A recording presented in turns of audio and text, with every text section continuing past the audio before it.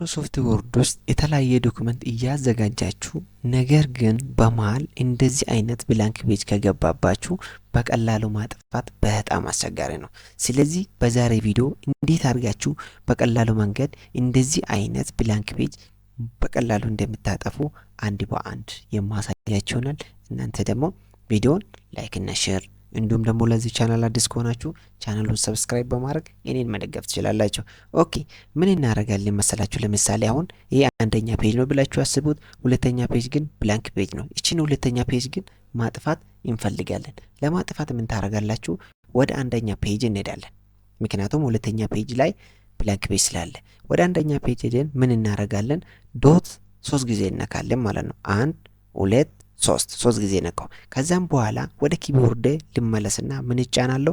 ዲሌት እጫናለሁ። ይሄው ዲሌት እስከ ምን እጫናለሁ? ያ ታች የነበረው ቴክስት እስኪመጣልኝ ድረስ ማለት ነው። ዝም ብዬ እጫናለሁ። ይሄው ልክ እየተጫንኩት ምን መጣ?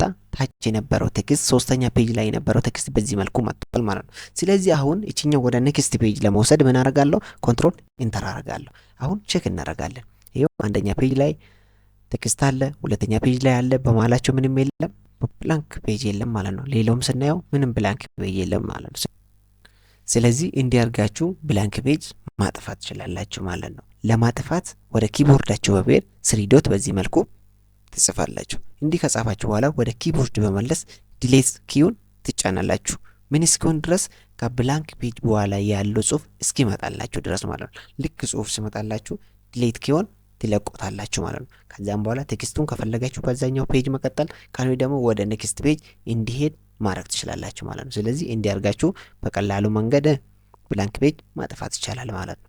ይሄ ቪዲዮ ከወደዳችሁት ላይክ እና ሼር አድርጉት። እንዲሁም ደግሞ ለዚህ ቻናል አዲስ ከሆናችሁ ቻናሉን ሰብስክራይብ በማድረግ እንደዚህ አይነት ትምህርቶችን በነጻ መከታተል ትችላላችሁ። ሀሳብ አስተያየት ኮሜንት ቦክስ ላይ ጻፉልኝ። በሌላ ቪዲዮ እስክንገናኝ ድረስ ደህና ቆዩልኝ።